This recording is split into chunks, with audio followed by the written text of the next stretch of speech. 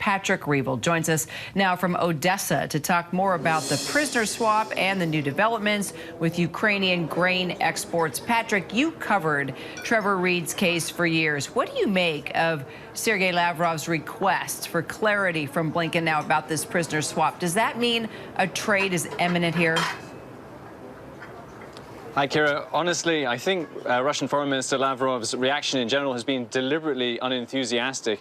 And that's because the Russians, I think, believe right now that they can get more from this deal. You know, I think it goes back to why has the White House put this deal on the table publicly? And I think that's because they know that they need to try and push the Russians into doing it, because ultimately this deal has been on the table for weeks and for some reason the Russians aren't taking it. And I think the Russians sense that there is a lot of pressure right now on the White House around Brittney Griner's case in particular. And so I think they can get more. And so I think, unfortunately, right now, it doesn't feel like a deal is imminent. Having said that, of course, they're going to meet. And I think right now we really just don't know how close the deal is.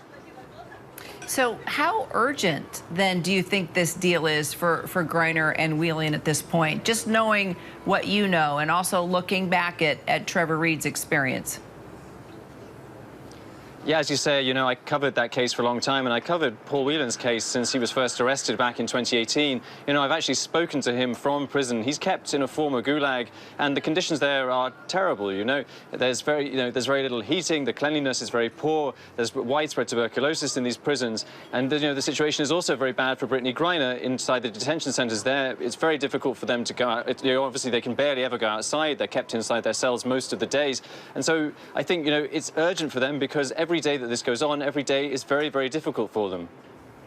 So let's also talk about this UN deal to end Russia's blockade that has worsened the global hunger crisis. You know, grain could now start being shipped out of Ukraine today or tomorrow. You actually spoke to the U.S. ambassador there to Ukraine, who was at the port in Odessa.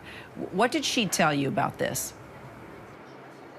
Yeah, some pretty major developments out here in Odessa actually today. I mean, a week ago, this UN deal was brokered to allow cargo ships to begin leaving Ukrainian ports that have been blockaded for months and which have been loaded with millions of tons of grain, which has been unable to get out and which has been worsening this global hunger crisis. And, you know, now what we've been hearing is that the first ships are hopefully going to leave from here in Odessa either today or tomorrow. President Zelensky was here today, and he said that he hoped that the ships would leave as early as today, at least by tomorrow. And, you know, I spoke, as you say, with the US ambassador down in the port, which you can see behind me, and I think we have a bit of sound from that interview now. How confident are you that Russia will agree and that it will stick to this deal? It's a question. I mean, 24 hours after the deal was agreed a week ago today, Russia bombed this very port where we're standing. So I think it's imperative on Russia to live up to its commitments and to implement the agreement it signed on to, and an imperative on all of us to ensure that Russia lives up to those commitments. Is there an obstacle right now to these ships leaving? There's no obstacle.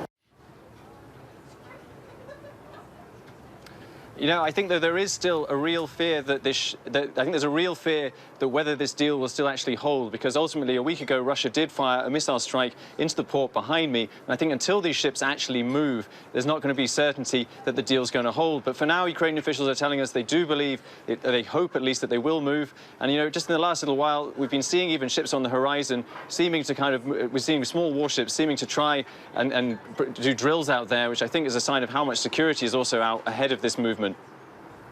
What about Russia, though, and how they pose a threat to these shipments? That's still a concern, right?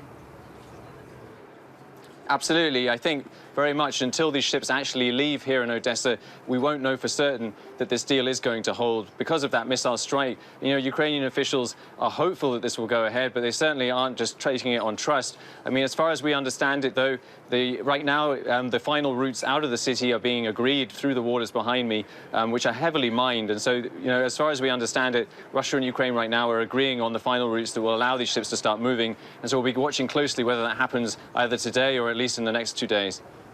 Our Patrick Reevell there in Odessa, Ukraine for us. Patrick, thank you.